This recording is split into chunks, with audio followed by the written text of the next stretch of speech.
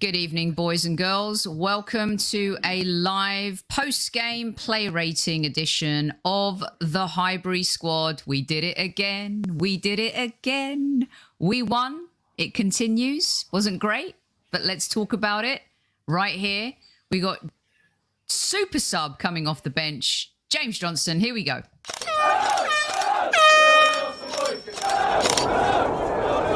Mind the gap between the train and the platform.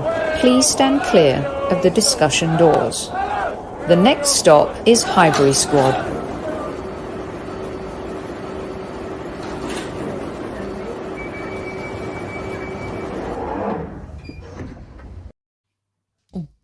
Good evening, everybody. Here we are. It is the Arsenal v Watford post-game show. We won again. We win again. Welcome to all of you from all corners of the earth, no matter what day it is. Joining me is super sub James Johnson back in the house. It's one of them, isn't it? Yes.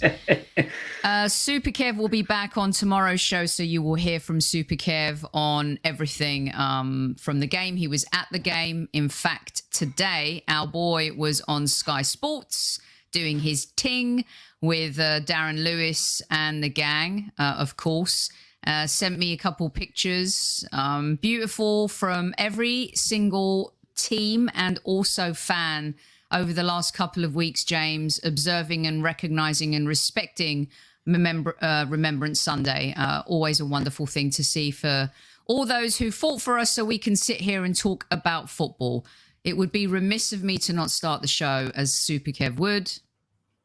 Squaddies, good evening. At ease. The usual suspects are in the house. Let's see what's going on here, James. You ready? We got... Oh, they're probably all waiting for their yellow cards to be rescinded, but we're not going to do that now until tomorrow because Kev's not here today. By the way, I also wanted to share this pic, James. This was Vinny and Vespa getting a bit nervous. They're like, Mum, are we going to win this game or are we going to blow it at the 11th hour? Was this when the Ramsdale come out the goal? Was it? They didn't want to look. They're facing the other way. Exactly. We'll get to that, James. But welcome to the show. Another win. The run continues.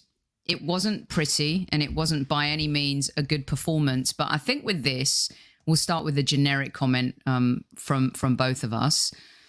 I think winning ugly sometimes is beautiful. I know I was late. Okay, I'll get to that in a little bit. Winning ugly is beautiful, right, James? Yeah, I mean, I don't see why whenever Arsenal seem to do it, it's like a crime against football.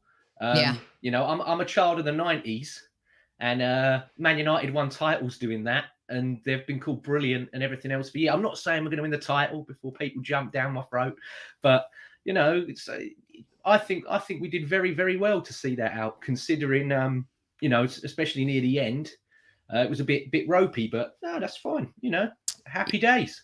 Yeah, listen, I think when we've come from a place over the last few seasons where games like this turn against us, you know, we look vulnerable. We feel like we can't hold a 1-0 lead, to actually be able to kind of walk away from this particular match, James, I think with the 3 points, especially when Leicester City dropped points and Tottenham dropped points, drawing their games. We are now on equal points with the Hammers, who have to face Liverpool in a few minutes, and trust us, we'll try and get you out as soon as we can so everyone can go and enjoy that game, hopefully, in the thought that Liverpool will win and going into the international break. How about that for a bit of confidence? Yeah, I mean, that's what I said, is if we can go into that Liverpool game without losing, I'll be absolutely ecstatic. And that's exactly what we've done. Yeah. So I can't be happier. I know a lot of people are saying, yeah, but look at the performance as well as the result. I think performance-wise, okay, maybe creatively and up front, but we'll touch on that later. It was a bad day at the office for a certain someone up top. Yeah. But everything else was brilliant. You know, I sent you the WhatsApp message during the game. Yeah. There was a lady that said, Ben White could be better than Maguire and Stones. I can't remember who that person was. Which lady was that? Yeah. No, he smashed it. Even his Is aerials. Is she Greek by any chance, this lady?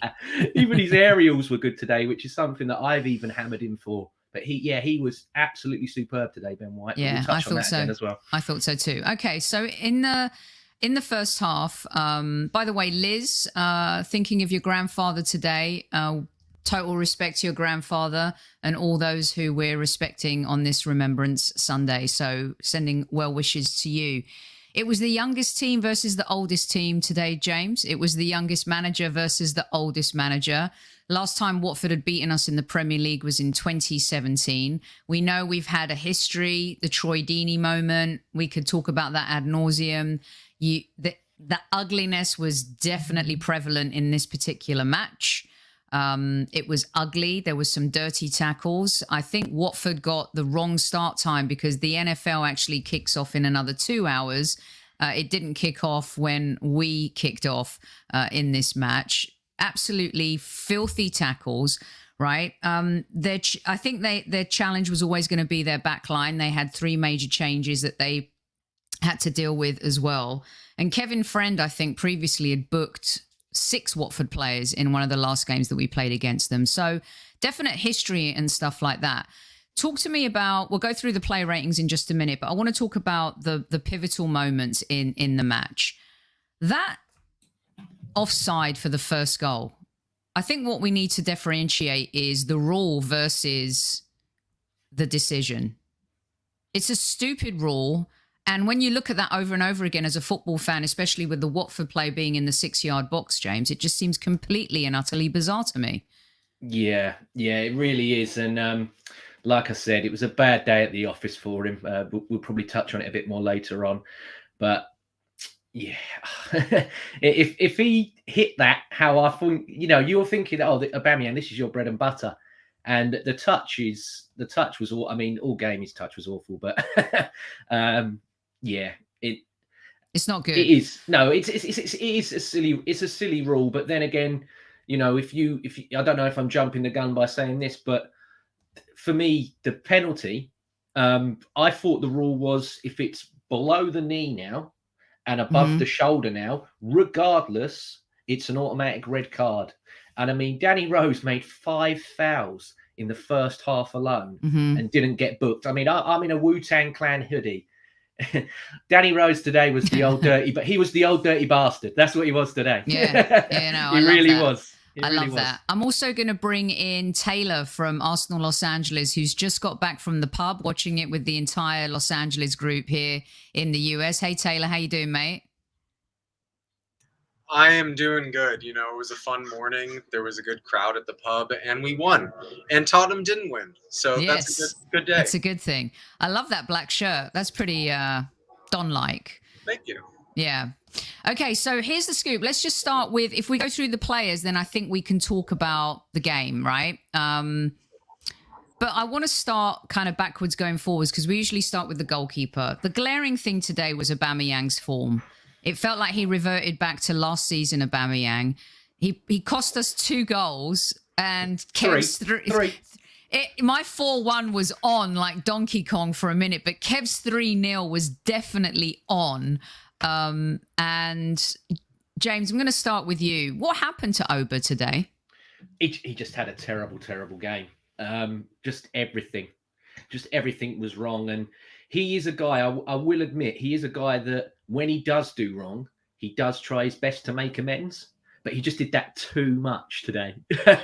Like you said 2 goals. For me, he cost us 3. Obviously, the bad touch for the offside, the penalty, which was awful, absolutely awful. And then when he tucked it in from Odegaard later on. So, but, we were lucky. We were lucky that we got the point and everything else, and we fought hard and got there. So I can't, really, really dig hard into him. And you know that if this team's going to do well, that guy has to be thriving. So let's just chalk this up to bad day at the office, and let's see him in the next couple of weeks with the games that we've got. Taylor, I'm not sure how the guys down at the pub saw it in the Arsenal Los Angeles group from this part of the pond. Aubameyang definitely poor. To me, he seemed like the weakest link today. I didn't feel like everyone else had that kind of a poor game. And when you need your captain to step up in these moments, this is why sometimes it's so important for Lacazette to balance it in games like this. What was the take in the pub, and what were you guys thinking about Oba? You know, he is a confidence player. I think we all know that. He thrives on those swaggy moments where he nets a goal or he does something flashy. And the moment that I saw he was taking the pen, I turned to everybody and I said, what on earth is going on? He should not be taking this pen. He's going to go central left.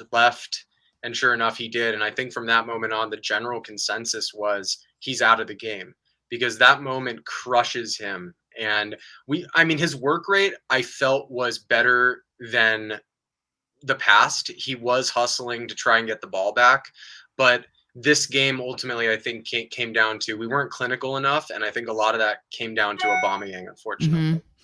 I think a little bit what James was saying too. He just tried too hard to make up for some of his mistakes. But then also today, I agree with Rich that I know the WTF, but his football brain, it felt like he left it at home today. You know, he was off on his runs. The Odegaard, especially one, was just really kind of a rookie mistake. When you look at his positioning, and he could see his line was his visual line was incredible. Odegaard was coming in and how he was seeing the Watford defense, and for him to kind of regress the way he did, not going to kill him. Going into an international break, I fear for us, because we're on a roll. For Arsenal, it's great. It's just come at the worst time. We're going to lose players to a lot of international teams. I hope Thomas Partey just stays and rests as opposed to traveling, especially if he has a groin injury. The pen was a great save. It was, but I will say this. When he looked up and sighed, I turned to Vinny and I said, he's going to miss this. I was talking to Vinny during the game. Tony wasn't awake, unfortunately. But I said, oh my gosh, he's going to miss. I felt like it was weird. It was like he sighed. It happened in a split second. And I said, James, oh gosh, he's going to miss it. I don't fancy it at all. Did you feel that way at all? Yeah. I think I don't know what it was, but I just felt I wasn't confident. Maybe, he managed to follow the one against Aston Villa up and he couldn't get it this time. But yeah, for me, I've never really been overly confident with him with penalties. And that goes back to the one that he missed at Wembley against that lot up the road a couple of seasons back. And someone put the comment up there. I believe Lacazette has never missed a penalty for Arsenal. Mm-hmm. So now that he's back in, I would have given it to Lacazette, because Aubameyang, for me, he always goes for, power, but it's not like he's picking somewhere to play. So like you said, it's always centre left or left. He doesn't really have the variety in him. So mm-hmm. I will hope now that with the two that he's missed in two, the manager will go, I'm going to take you off penalties now. With Maitland-Niles in the side as well, that's a guy that can take penalties. He's got the Matt Le Tissier. He's got a Matt Le Tissier vibe for penalties. He doesn't seem to miss them at all. He creates a whole other agita when taking a penalty and stuff. Yeah. So Taylor, were you surprised that Mikel stuck with Aubameyang so long in the match, especially when we started seeing some initial changes? Seeing Lacazette go off, I'm not sure if that was kind of an endurance issue, but it felt to me, once again, Lacazette, I wrote to James in WhatsApp, I said, he felt like the Jon Snow Battle of the Bastards episode at times. He was a lone wolf up front and he had everyone coming at him, and the way he navigates through that danger, but he had no wingman, he had no one to kind of have his back. Were you surprised, Taylor, that Oba stayed on as long as he did?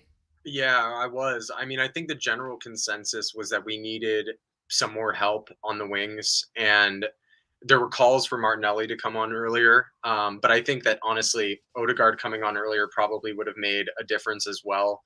I think that this is another example of Arteta's subs coming a bit later than they should, and that's something he's sort of trying to iron out a little bit more. It was crying out for a bit more dynamic play. So I would have probably made that sub at about the 70th minute mark. But it's another one of those things. As many times as Arteta maybe gets things right, and I've never set Arteta out. A lot of people know that. I think that this is the one part of his game that for me needs the most strengthening. He needs to figure out his subs and make them more efficiently and at the right times. Yeah. No, I completely agree. So let's get stuck into the player ratings, because I think other conversations will be spawned from that. I will say this: we find ourselves in joint. We're in fifth. West Ham are in fourth. Depending on what happens with Liverpool, I don't know what the goal difference is, you guys. So please forgive me on this one. If there's a possibility that we would go over West Ham and be in fourth before this international break. We were rock bottom of the league at the start of the season. We were playing horrific football. And once these players came together, you can tell it's a different beast of DNA and culture of a player that we've acquired above and beyond anything we've done in the last 5 years. We're on a run now. We still haven't lost. We haven't been playing our best other than against Tottenham in the first half, destroyed Villa, and did a really superb job against Leicester in the first half as well. I thought when that first goal went in, we were going to get that fast start again and be able to kind of just combat and execute the game the way Mikel Arteta would want to in that second half. So let's start with our goalkeeper, Ramsdale. You know what? I think he needed a humbling moment. And James, I'll start with you. Boy, did he get it today. Yes. Yeah. He was a lucky boy, like I said, but everything else, we know what we're going to get with him now, really, don't we? He's got to a stage now where he's cemented his place with just how good he's been. And, for me, he got a solid 7. I mean, no one here for me today is going to be getting a 10 or a 9, so don't worry. Okay. But no, he was a very solid 7, and I'll tell you what as well he did, which he's done all the time, and it goes sort of underrated now. But the claiming of every cross and the set pieces and everything is massive. So yeah, he was brilliant. Apart from that one shaky moment, so like you said, it was humbling. So maybe not try that again. Yeah, he was, I didn't think he had too much to do, but I also think there was a moment, I think it was in the second half, Taylor, where a Ben White challenge saved a potential goal from Watford. I can't remember. I can't remember who it was coming in to take that shot. And Ben White put in a good tackle. The relationship between him, Gabriel, and White is superb. Didn't have too much to do. What's your take on Ramsdale? Did you think that the mistake he made was a good moment for him to have to just try and kind of come back down to earth a little bit? Yeah, I mean, these moments were always going to come. It was just a matter of when and how he responds to them. And I feel like he responded to it well. It was a moment of miscommunication. And that's the sort of thing that I would assume they sort of tighten up over time with training. To your point, I don't feel like he had a tremendous amount to do. But one thing that I think with every game becomes more and more clear to me is that he has such a commanding presence, and he demands a lot from his teammates. And I think there's a difference between, sort of deferring blame to your teammates and asking more of them. And he asks more of them in a way that I feel is constructive. And we saw that a bit today. He was a bit irked by something that had happened. And, he yells at the guys and he tells them to do better, and he lines them up the way that he wants. I feel a 7 as well. But to your point, he didn't have a lot to do. Yeah. So he gets a 6 for me today. I think I love him being cocky, but I don't want him to get overly arrogantly cocky. A humbling moment. So a 6 for me. He does exemplify leadership. Completely agree with you, Knuckles. And when he went over to his ex-teammate to see if he was all right, I think there's part of that he's at, like James was sending me a message. He said something funny about what he potentially would have said to him. But I love his shithousery, and we really, really need that in this team. Okay, so let's go to James. Who's next? You could run through the team for us. Yeah. We'll go to Tomiyasu. Yeah, Tomiyasu again. First half, I thought he looked a bit shaky. I wasn't, as impressed with him as I've been. Second half was absolutely brilliant. So he's another one, gets another solid 7 for me. For a guy that I was told isn't a right back and can't move the play forward He brought it out quite well a couple of times in that second half. I was quite impressed. But just nice solid 7 for the man. He does what you want him to do, and he helps Ben White and Gabriel play better. You know, for a player that we were looking at, I know Edu wanted Emerson, and Arteta said, no, I want Tomiyasu. Same with the goalkeeper. We were looking at someone else. Arteta made it clear, no, I want Ramsdale. So, you know, he's got 2 players there that have, you know, paid dividends for him at the moment.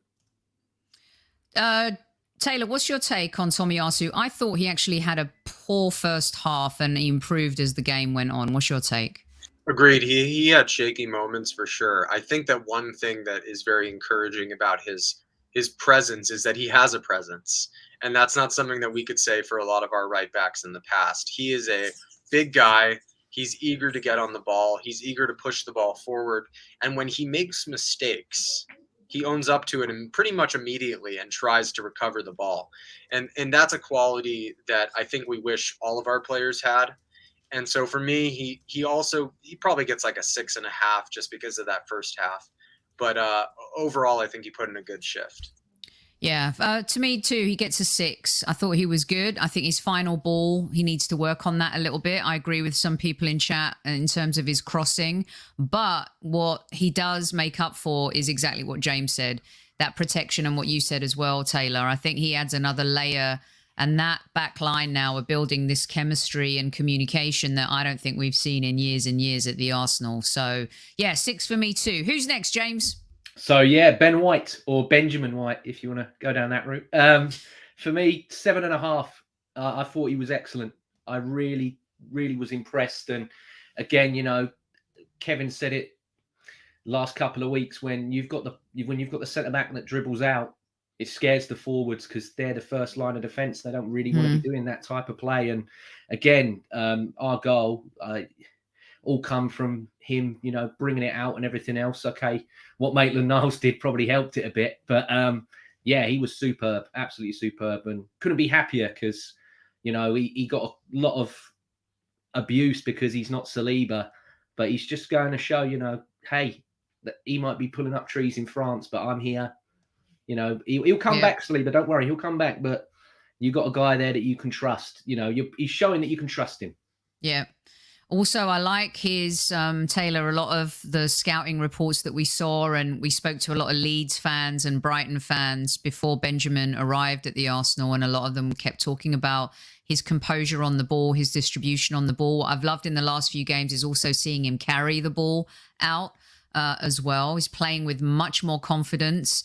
You know, that first game, he had a bit of a nightmare, but since he's come back, for me, he gets like an 8 today. I thought he was our best defender today and growing in stature, which I think is so important. And I'd like to just say hi to everyone who thought I was crazy saying that Benjamin White at some point in his career could be better than Harry Maguire and John Stones. Over to you, Taylor.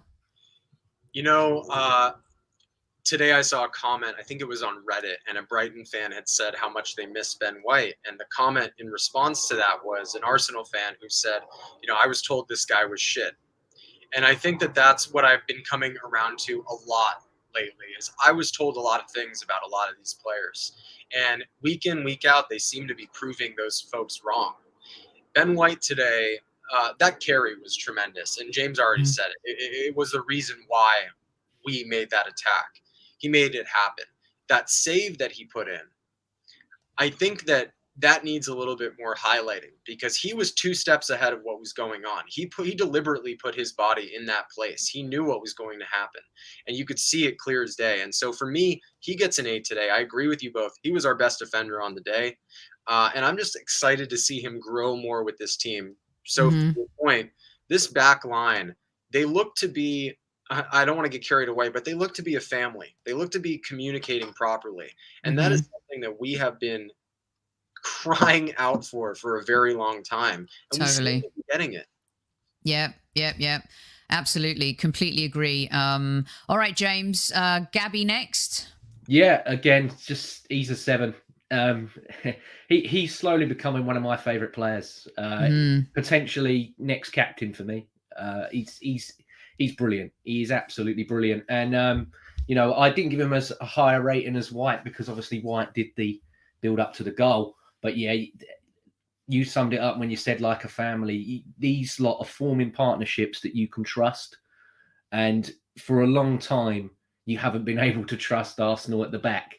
We'll always score goals. Whoever is, we could sack Arteta tonight and my mum could become Arsenal manager. We'll still get Arsenal to score goals, even though my mum knows nothing about football. But at the back, that's where you panic. But these lot, yeah, they're really making it a lot more. Someone put there dependable. That's a good word. Yeah, we'll go with, they're dependable. Yeah, totally. And what I love, you guys, and swinging to you now, Taylor, is there's the moment. Who was the play that did go down? Ramsdale's former teammate. I can't remember. Josh King. Thank you so much.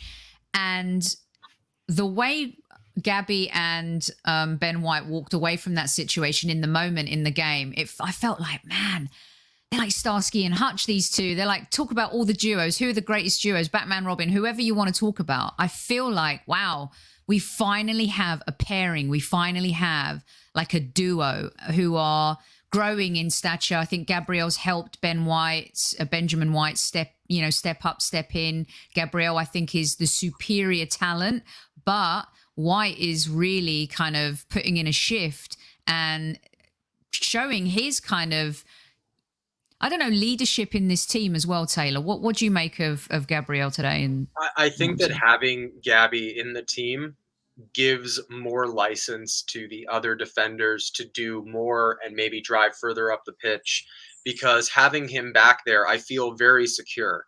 Will he make mistakes? Yeah, he'll make mistakes, but I don't feel like that is going to happen very much with him. He puts his body on the line and he does it in a very, very commanding way. And to have that at the center of our defense, I mean, I don't think enough good things can be said about what that brings to our team. It gives so much liberty to our other players, and I think that they feel more comfortable with him. And I think that that's what we're seeing with White. Because he knows that Gabby is there and has his back, he can do a bit more, and we saw that today. Yeah, that's a great point. Because, to James's point, because White contributed with the goal and made that great run, he gets an 8, but Gabby gets a 7 for me. Very slim margins, I think. Cool. I'll tell you what else I was impressed with as well. When Lukonga got into it with that Kuchka, I think his name is, in the first half, when he shoved him, Gabriel was the first one. Normally that should be your captain, but, we'll let it off. But Gabriel was the first one there, pulled him back, less of that. Calm it, he was the one going, calm it down. And he was the one saying to him, let's keep 11 on the pitch. Let's chill out. Yeah. So, if I was playing, that is the type of guy I want on my team. Yeah, totally. Exactly. Totally. And the other thing too, guys, is the level of maturity. Even though Benjamin's younger, so hard not to call him Ben. I'm thinking we need a nickname, BWYE. I don't know what we're going to call him. We'll call him something.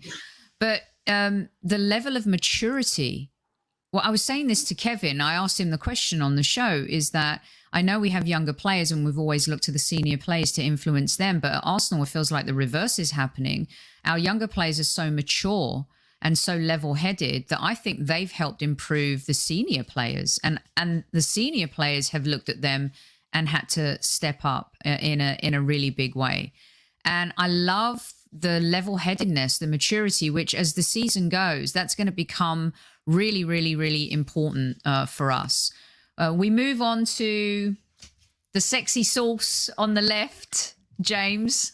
yeah. He's a 7.5 as well. What a guy.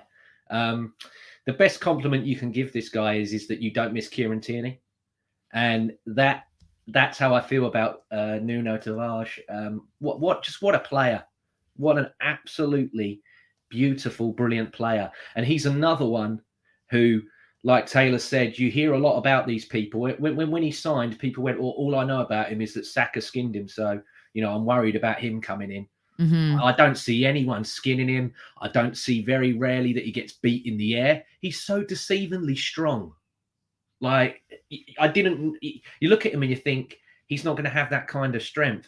But yeah, he's so strong and physical. And I love him. I absolutely love him. And the thing is, Tierney's obviously going to come back eventually, but I don't know where and when, because You can't kick this guy out. Yeah, I just don't think it's like Xhaka coming back, right? I think there were a couple of games where and even I was like, oh, we missed Xhaka, because I think in the Brighton game, in some of those games, we needed a little bit more muscle, and the team hadn't evolved yet in that midfield, in the partnership we're seeing with Partey and Xhaka. But I think we're seeing very clearly when a player plays well, you know, you don't just allow another player to come in. It's not like, you know, it's for example, Harry Kane's the superstar kind of players that just automatically get their spot back is what I'm talking about, Taylor, here. And I'll swing to you because we love Kieran Tierney. He is a huge part of this Arsenal team. But when Nuno's playing the way he is, you just don't bench him. And maybe that international break has come at a right time for Arteta to also kind of noodle this in his mind with the Liverpool game next. I think that when the cards fall a certain way, they fall that way, and you need to deal with it. And so I love KT. He obviously provides a lot. But Nuno has stepped in, and he's been very courageous. That man is willing to run into the sun for his teammates. And we see it every time he plays. And so for me, it comes down to a pretty old saying, which is, if it ain't broke, don't fix it. Right now, this guy is in form. He's contributing positively to the team. And he is a beast on the ball. I mean, his ambition, I don't think that we can, you know, give him enough credit for that. Mm-hmm. We were thinking that when Tierney falls out of the team, we're not going to have a player in that position with that sort of ambition, who's willing to take it up the pitch, run past their man, beat them, and physically get in their way. And this guy's doing it week in, week out for us. So for me, he's got to stay right now. And that's not to discredit Tierney. It's just the way that it is. Yeah. What do you guys think of the notion, and I'll throw this out real quick so everyone can go off and enjoy West Ham beating Liverpool right now, 1-0 apparently. We all know that's probably not going to be the ending score. What do you guys think? A lot of people in chat, guys, are saying that they'd like to see KT and Nuno play together. And a lot of people, James, are asking about whether KT has this kind of chemistry with Emile Smith-Rowe. Real quick, what's your take on, because some people think Nuno can play in a more advanced role, of course, and we've seen him be able to do that effectively. What do you think about that? High risk or something that could potentially happen? Yeah, 100% something that could potentially happen. You know, he seems to favour a back five in the other teams that are in that top four, you know, sort of area. We done it against Chelsea, but then again, we had a lot of the personnel that I know that he wanted not there yet, or they were, you know, had illness and everything else. So the thing for me is, you know, I would like to go to Liverpool with the back four and impose our game on them, but it's Liverpool, you know, it is Liverpool. But that is an option, and yeah, I do believe that it could be an option eventually to be used. And I agree with what Kevin said a couple of days ago, in the way that Tavares is playing, he could potentially be moved up. Like, you know, people forget Bale was started as a left back. Yeah. Redknapp made that decision too, didn't he? He pushed him up and stuff. I can see it. I love that we have choices now and we have some versatility, which I think is really important. Okay, let's shift gears quickly, pound through these next ones. Who's in midfield? We've got Lokonga and we've got Maitland-Niles. Taylor, let's start off with you on this one. Let's go with Lokonga first. I thought he had a good game. I didn't think it was a great game, but I think, and this is something I've said before, he has a way about himself on the ball where he thinks one or two steps ahead of other players. And some of the passes that he gets off with a really nice curl to them, I see us totally screwing those passes up in the past, and he's managing to get them off. Then there's the point that James was talking about where there was that little coming together, and he stands up for himself. That is a young captain. And we have a lot of young captains in this team right now, and we have a couple old captains. He's somebody that I think brings a positive drive to the team, someone I'm eager to see more of, but I don't quite think is at the level that maybe some other folks maybe think he's at. I think time will tell. For me, he would get probably a 6 today. What about you, James? Yeah, exactly the same. Again, it was one of those that I thought first half wasn't great. Second half was much better, especially considering he was on a booking. I was a bit worried about him to start with that booking, but yeah, he did very, very well after that. And this partnership of them two together, I want to work, because we know the African Cup of Nations is coming. Obviously, the man from Switzerland is going to be back in there, but if he does something silly, you're looking at it's going to be Lokonga and Niles. So that partnership, I really want to work. And I thought both of them, we'll touch on Maitland-Niles next, but yeah, I thought both of them did very well, especially one of them. Yeah, I would agree with Sam and a lot of people in chat and you guys. There were moments where the ball got away from him, but he's still, let's just be honest, he's only played, 8 Premier League games? I'm not making excuses for him at all. He's also had Thomas Partey. He hasn't had Thomas Partey. And we're asking him to kind of be the savior when Thomas Partey isn't there. And forming these partnerships, doesn't happen overnight. I thought in the first half he was cheap with the ball. I think there were times where he made some really poor decisions with his challenges, but he grew into the game in the second half, and I'll give him a solid 6. But I think we move over now to the other player, and James, I'll kick off with you. I think he got away with it because Maitland-Niles. Yeah. Talk about players who have to overcome adversity at Arsenal a lot, right? There's a lot of players that have to continually prove themselves. I'm not an Nketiah fan, but he seems to always have to prove himself. Martinelli always has to prove himself. Maitland-Niles, he's been on the shopping floor, he's off the shopping floor. He's been in the shop window, he's out the shop window.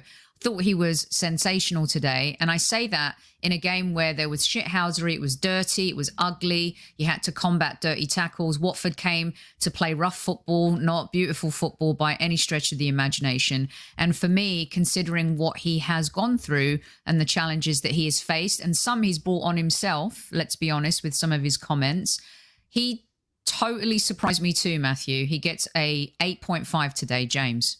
Yeah, I'm the same, 8 for me. I thought he was absolutely brilliant. Lokonga is playing a different game. We're asking him to do what Partey does, where he's used to being next to Partey, and it's literally you just use your energy, win the ball, give it to Partey.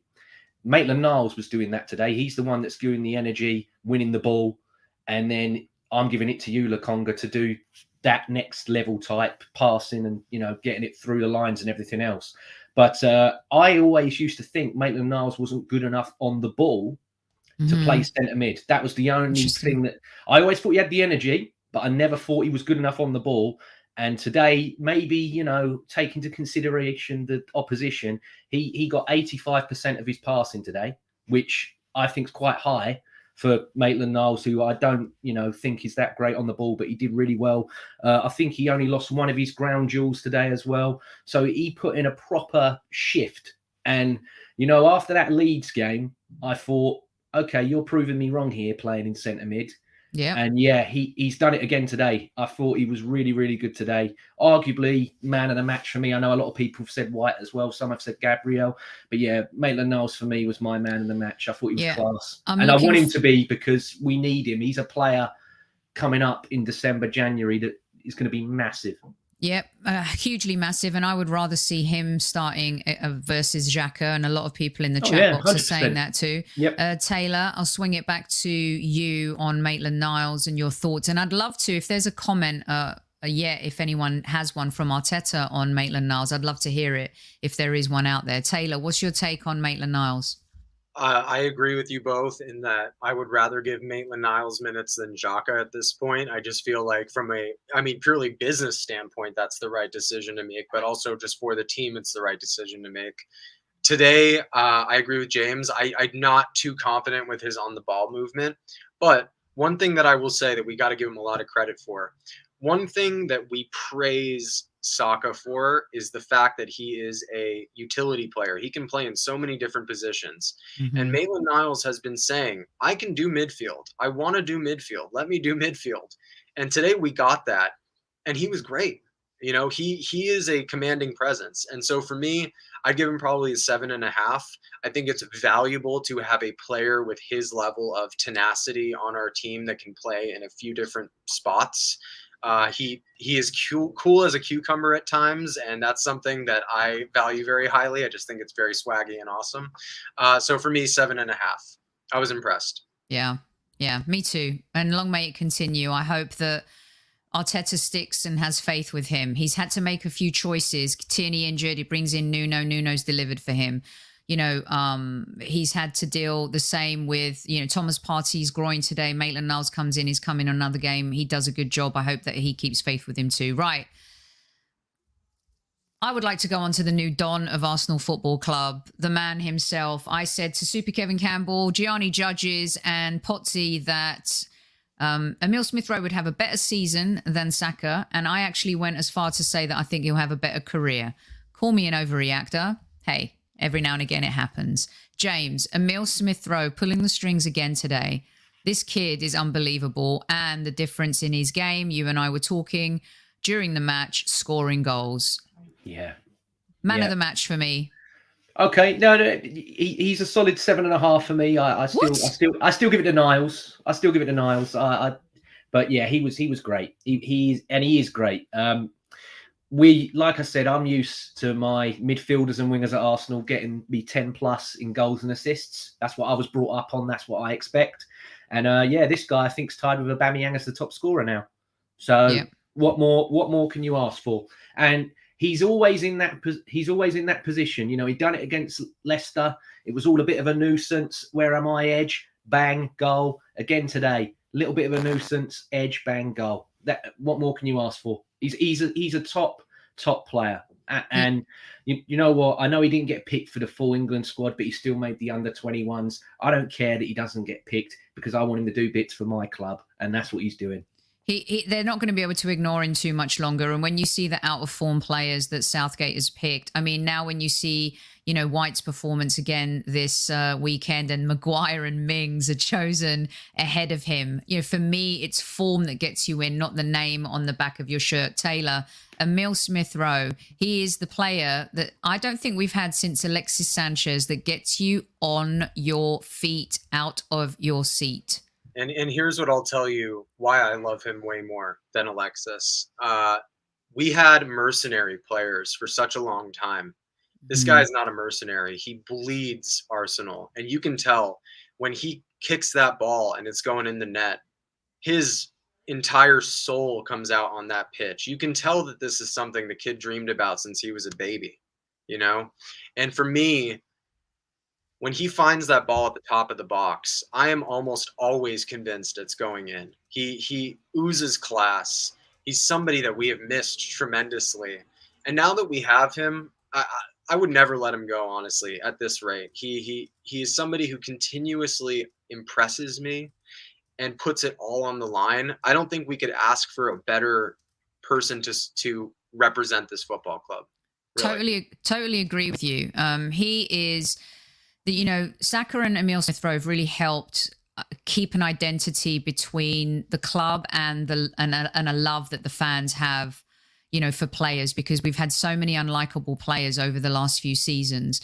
But these two just continue to, when you see him do stuff like this, when you see the way other players react to him when he scores, he's so special. And to have him, for me, gets a 9. I thought he was sensational.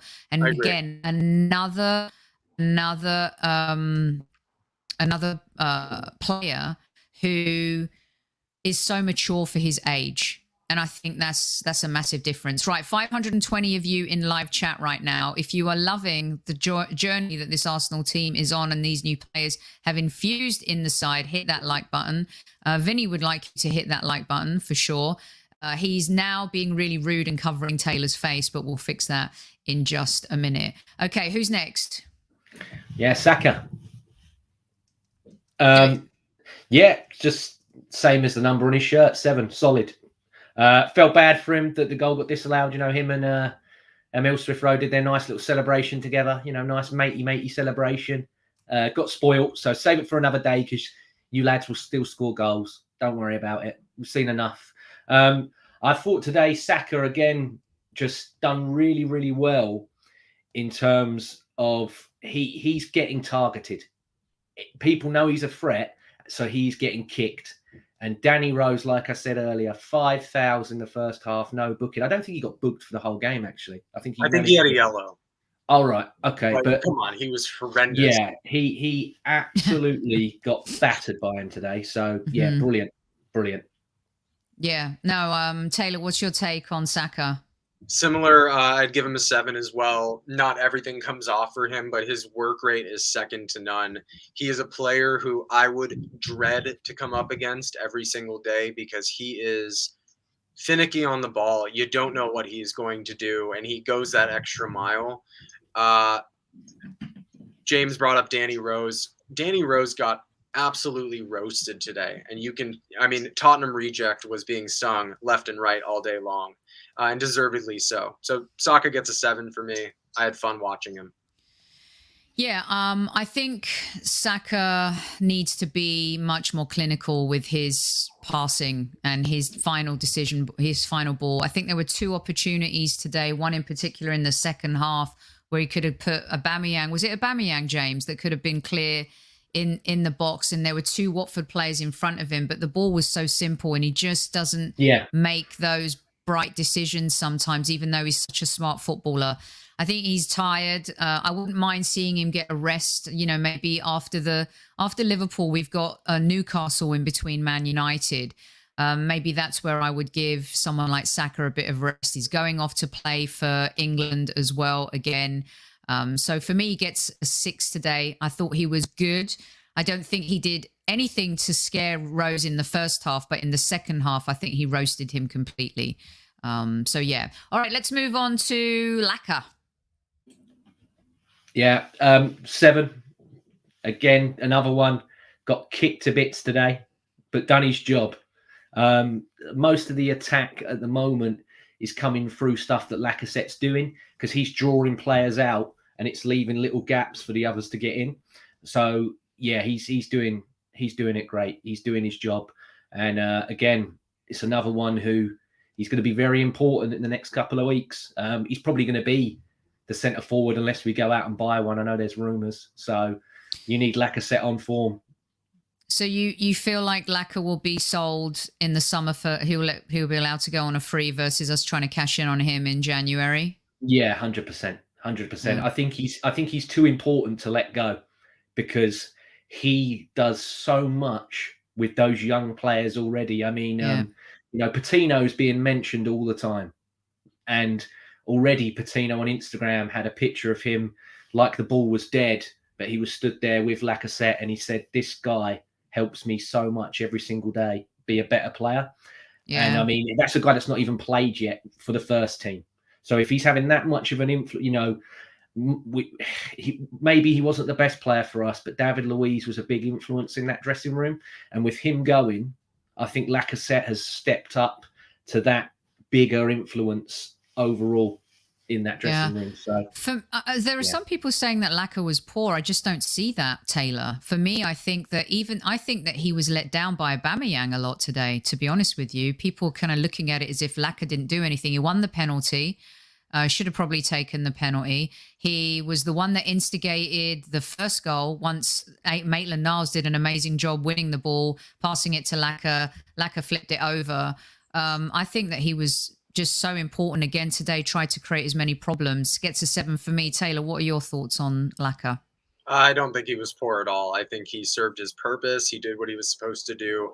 I think that one aspect of his game that is often overlooked, we talk about his hold-up play a lot, but what that does is it provides so many different opportunities for his teammates to get into open spaces around him and for him to lay the ball off. And that's something that I don't think we have another player that can replicate to the same degree that he can. For me, he'd probably get a 6.5. I don't think he was bad by any means. And to James's point, he is a character that you want to have around. I sort of think regardless of form, because he knows he's been there, he's done that, he's a professional, and he drives people forward. So 6.5 for me. Yeah.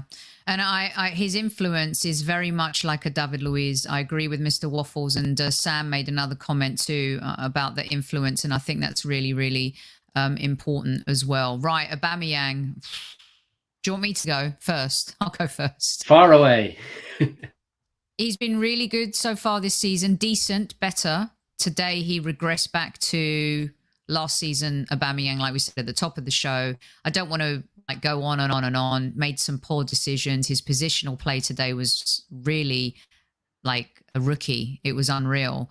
And you could feel like he was low. Not sure if, he seems like the player that if something's going on, it bothers him and he lets it get to him.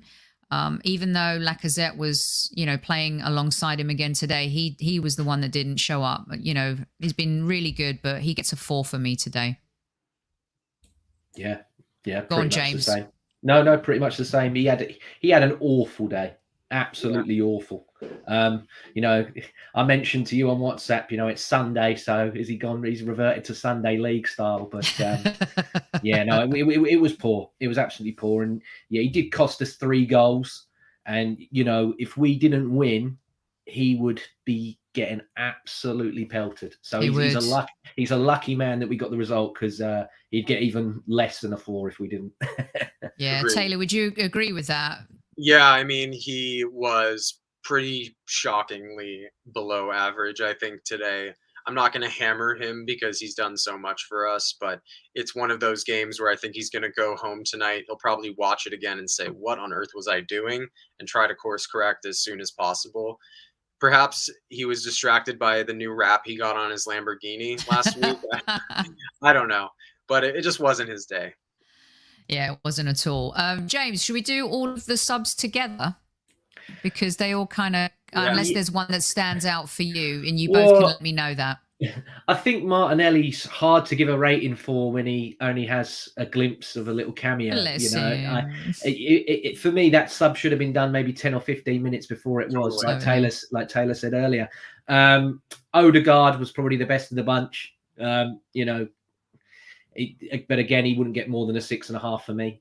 But he done a bit when he come on, and El Nenny's the guy that you bring on when you want to lock it all down. So he's the shutters really of the shop. Could you imagine playing against him with 10 minutes left to go and he was just subbed on? I would be mortified because he'll just get in your face. He'll do whatever it takes. Mm-hmm.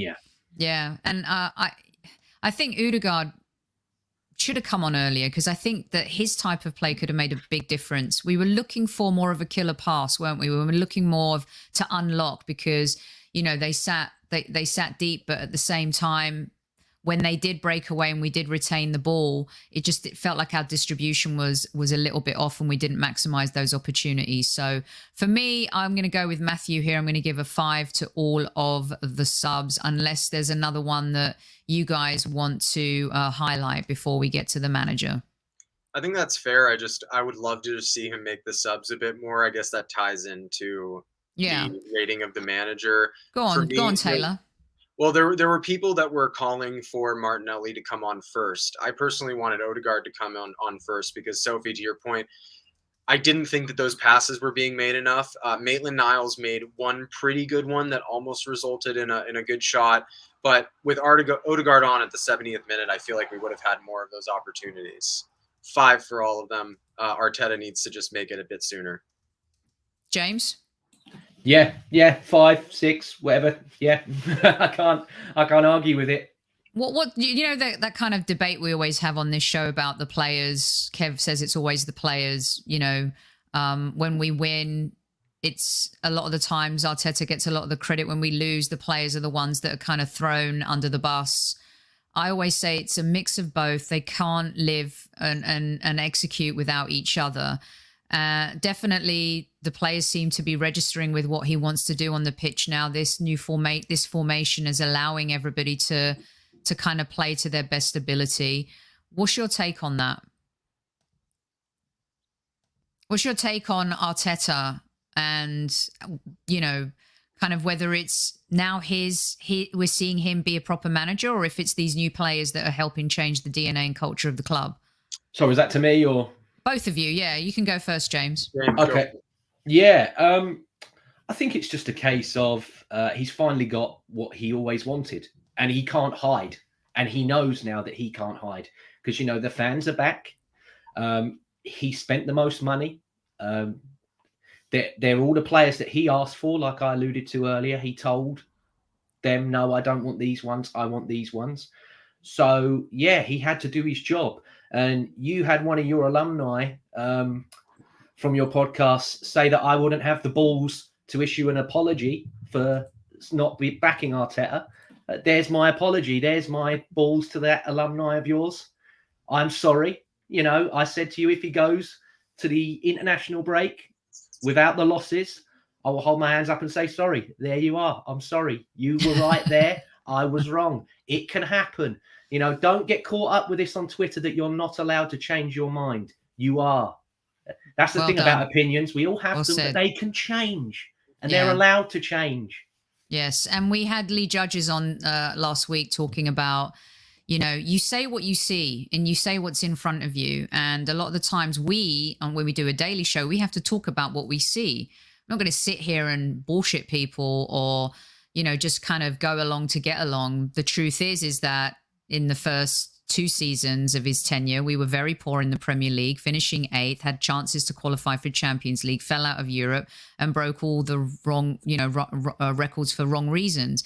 And now finally, I always used to say he needs to build a team in his image, Taylor, and have his own players. And then we can really judge. And one of the other things that I mentioned was by the end of November, if we were still in that below half table in the same position, then you really do have to look at what he's doing. But right now, between him and the players and the supporters, it's not too bad, is it?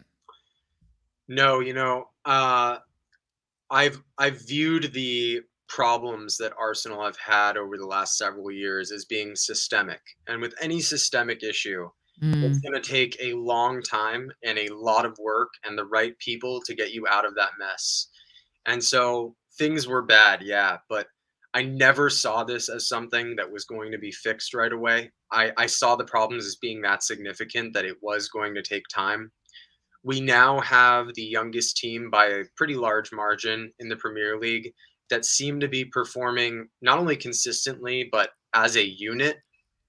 And for me, I think Arteta deserves some credit here because it's seemingly come against all odds. And right now we're in a position that I think if you had told any of us last year we would be in, we would have probably laughed. And so for me, this is a good step in the right direction. And I'm happy. I don't want to hammer the team because I feel like we have been crying out for things like this to happen for years and years and years. And we're finally getting it now. And I'll end with this. Amy Lawrence just interviewed Arteta. It's on the Arsenal YouTube channel. It's about a 30-minute long interview. Now, some of that stuff is obviously PR talk from the manager, but there's something there. There's something about this guy. And if we support him and we continue to see this sort of thing play out every week, we're onto something. We just got to give it time. Yeah. And look, we have a long way to go. We've got Liverpool to come. We have a struggling Newcastle. We have Manchester United. Beware the wounded animal, of course. And that could be the case for Liverpool and Manchester United, depending how this game goes against West Ham. And, you know, we have to be very careful. It's a long way to go. We're making progress and we're moving in the right direction.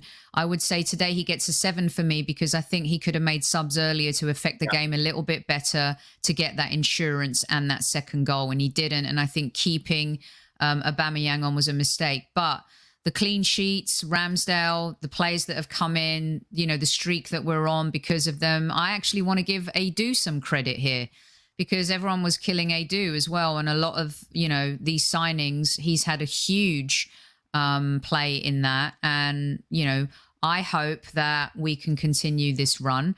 Compliments where they're due. Humble pie's baking. My Arteta pie's baking. We'll see what happens in May on that one. It was also good to see Josh Kroenke sitting in the stands today, you guys, wearing an Arsenal coat and not an LA Rams coat, Taylor. That was... I thought I was watching like a Five-Finger Death Punch or Nickelback concert when he came on the screen. I didn't even recognize him. Oh gosh, I used to love Nickelback back in the day. They get such a hard time, don't they? Sometimes. They do. Right, they're quite naff, but in a good way. Yeah. They're kind of cheesy rock band, right?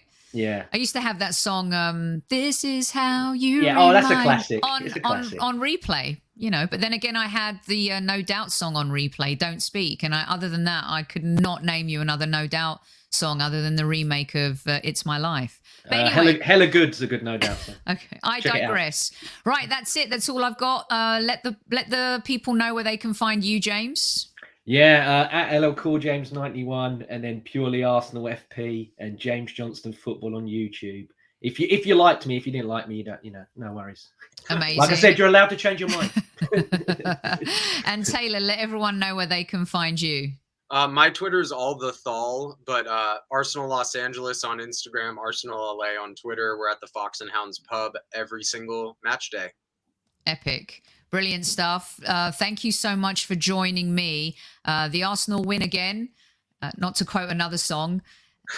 And it's a good thing. We're on a roll. Let's keep it going. Unfortunately, that damn international break is going to ruin our vibe right now and the roll that we are on. But let's hope we can return from the international break and pick up where we left off. The Highbury squad will continue to be with you live every single day. Some great shows lined up this week. And tomorrow night, you get to hear Kev's take on the game against Watford. Until then, squaddies, thanks to all 600 of you in live chat who have joined. The Arsenal, up the Gunners. We'll see you tomorrow night. At ease.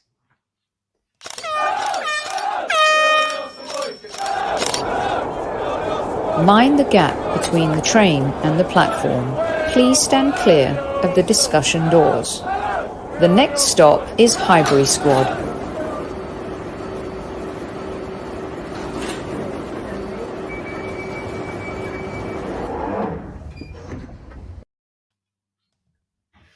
Oh, he's gone.